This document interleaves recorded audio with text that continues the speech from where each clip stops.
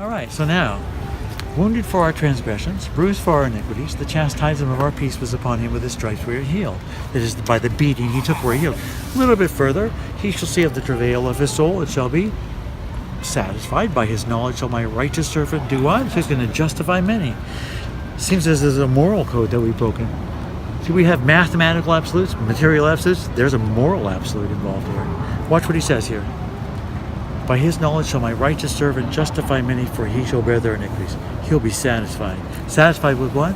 Somebody who's going to step into harm's way and take your chastisement so that you could have peace with the one who created all these laws here. Okay? So here's this lawgiver. It seems like if you have laws, shouldn't you have a lawgiver? Okay, see, the problem is randomness only produces more randomness. Well, put it this way, can you ever think of an example where you see a law that didn't have a lawgiver behind it? Can you think of an example? Yeah. Well, the only reason that there isn't an example is because human construct. Animals don't talk about laws. We see something, like we see that structure and we say that's a flat wall, and like that is flat.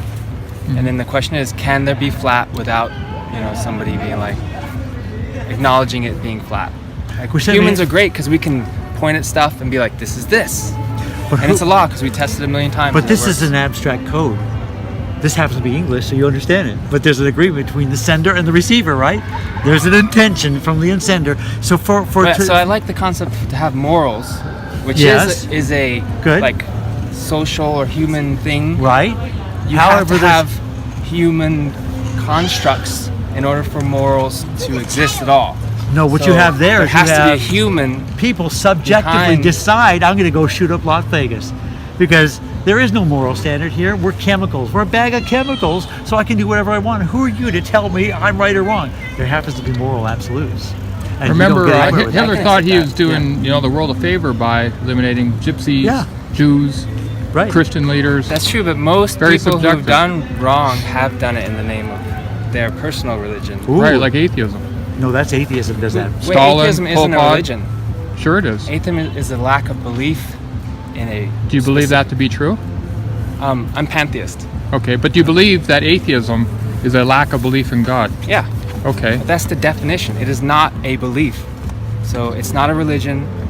Well, it's based on faith, though. It's like, do you believe in unicorns? In a worldview. Do you believe in unicorns? Do I believe in unicorns?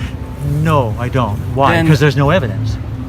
Now, atheism breaks every law in the book. Why would you believe something? Well, let's look at the atheism board. I'm a believer in Can you put your light on here? Oh, right over here. Yeah.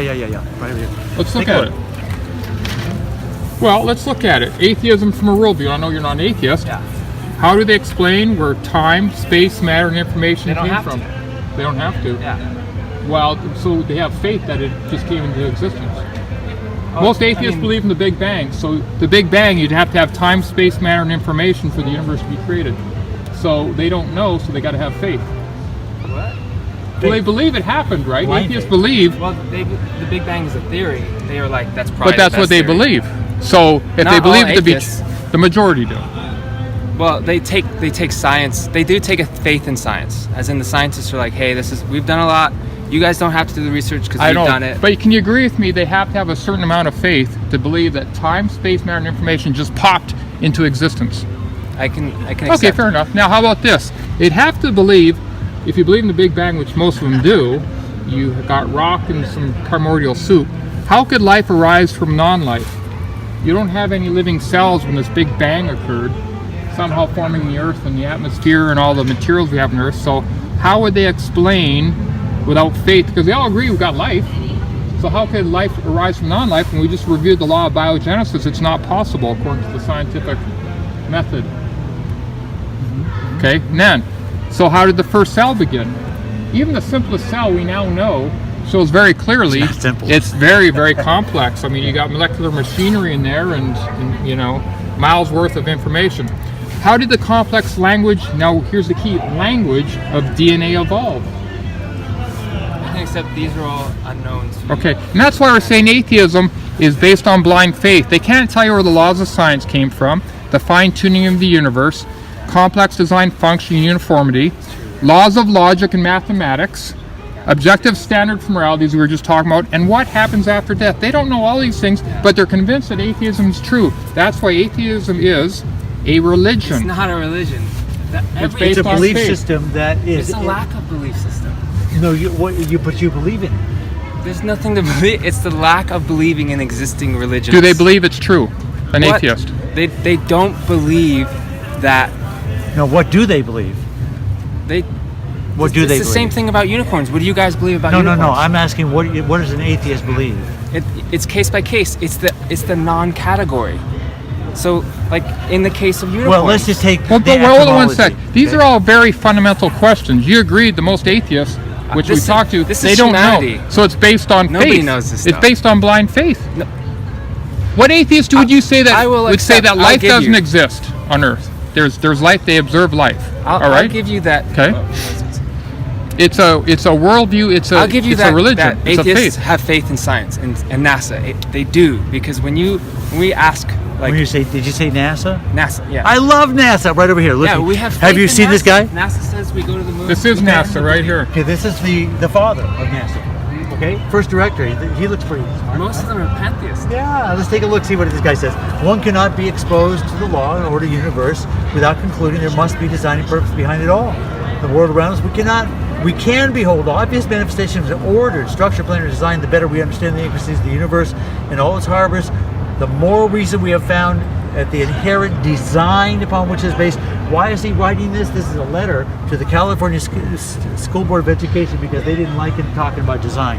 So he goes on and says, while the admission of design for the universe ultimately raised the question of a designer, cause and effect, right? The scientific method does not allow us to exclude data which lead to the conclusion that the universe, life, and man are based upon design. To be forced to believe only one conclusion, that everything in the universe happened by chance, would violate what? The very objectivity of science itself. See, objectivity is what we're looking for. When you're looking for where the evidence leads, you don't run away from the evidence. When you start creating multiverses in your imagination because you can't test them or observe them, then you've created something. In fact, I read one scientist say, we're only limited by our imagination. Now you can let your imagination go anywhere you want. That's not science. Let's put that claim you said to the test. Let's look at the laws of science. Which thing? Well, sure, right here. Let's put these claims to the test. Can I check Google to find out what Absolutely. religion is? Werner von Braun. What religion? He's already left this world. Yeah, but he became a Christian based upon the evidence. Because he wasn't forced to go in this direction here. He says we're forced by our a priori material. This guy is an evolutionist, right? It's not that the methods and institutions of science somehow compel us to accept material explanation, phenomenal world, but on the contrary, we are forced by our a priori adherence to material causes to create an apparatus of investigation, a set of concepts that produce material explanations, no matter how counterintuitive, no matter how mystifying to the uninitiated. Moreover, okay, we're getting to the bottom of it now. The materialism is that materialism is absolute. Why? For we could not allow what? A divine foot in the door? Is that science? Or is that a worldview that would not bend? It's an ideology. It's a presupposition. Sorry, it's kind of hard to see with the glare, but you see what I'm saying? See? He's alive. You can Google him. You can get current stuff from him. I just want to hear He what- co-authored but same with him. You can Google him too. We'll give you a handout. You can research it later if you want. We've got a handout on it. I just wanted to see what Hey, I hope you'll look him up. Werner von Braun. Yeah, Werner von Braun. Werner von Braun.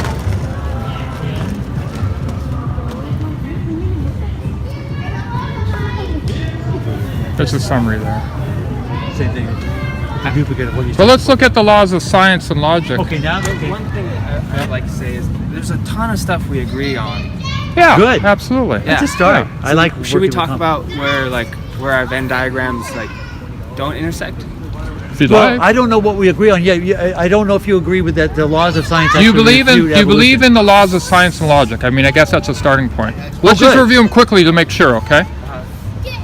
Because if we don't have a basis in logic and science, then it's we're kind of on the fringes. Then And I also think logic and science are also this one. Yes, that's Yeah, I right. agree. They That's can't right. make the jump. But Right. see, the idea is that with all the don't knows there, okay, the reason they don't know is because they're moving contrary to the laws of science. When we talk about energy conservation, you know what that is?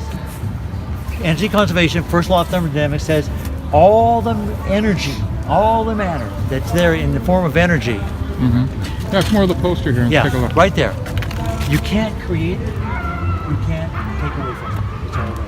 How did you get there? See, there's an answer for that. If you realize you have to have an adequate cause. So we'll get to causality in a moment, but that's also a law of causality. Should be, there has to be, for an effect, there has to be an adequate cause. All right? So now, we move on, increasing why do entropy. we review these when we like? I'm totally on board. Oh, well, here's where I think you're not. Right here, when you get to the increasing entropy, with the arrow of time, we've already said, I thought you did say actually, that you have not increasing order, but increasing disorder. And that's actually something we've discovered. So if you agree with that, how could you possibly hold to a contradictory claim that says, through the billions of years of evolutionary time, things contradicted the law of the second law of thermodynamics, became more complex. Have you heard of genetic entropy yet? That's another Sounds one. like a category of evolution. Oh, genetic entropy? I love it that you would say that, because it basically does address evolution, but it's not really evolution, it's devolution. Yeah, there's a lot We are of devolving. mutation. That's right. So in other words, we pass on to our next generation at least 100 mutations. That's it's only because of all the editing that's going on to keep us from the thousands of mutations that would normally be there. But we still pass on, so that there's a net deleterious effect of devolving. So that if you take the generations out, 6,000 years, not a problem. We go more like 100,000 years, we don't exist anymore. So there's something wrong now when you start looking at entropy, and entropy demands that we comprehend. Things do not become more ordered; they become more disordered. They move toward decay. So if we know that, and we keep using this idea that the arrow of time says, no, with more time, billions of years, then you get more complex organisms. No, it's just the opposite. There's a breakdown.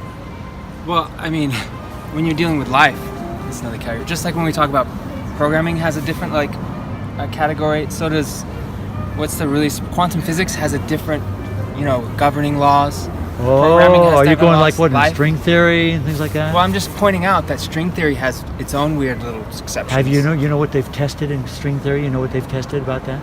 Yeah, absolutely. They tested a lot of stuff. You know what they tested? Which one? They haven't tested it. They can't. They're trying to. They can't find it. When you don't have a hypothesis that you could test, why would you even advance it to a theory? I don't know what you mean. I mean, there's a category of science called quantum physics. Are you saying When that- you can't test string theory, and it can't be tested. Oh yeah, string theory is the theory. But no, it's not a theory. Theories you can test. Hypotheses, you can have a hypothesis, but you can't have a theory because it's got to be testable in some way. Maybe it's not fully tested yet, hasn't arrived to be a law, but it should at least have some degree of testability. We're moving into a realm of science now that leaves the realm of the testability, which also leaves the realm of what we call the scientific method, because you're supposed to be able to observe and to test, right? If you can't test it, why are you advancing it? That's We're why we moving can all be really speculation. good at science. So because but you then can have use your different imagination. Religious apart- beliefs. You see, the idea of calling these things science when they're only Calling what they're things science?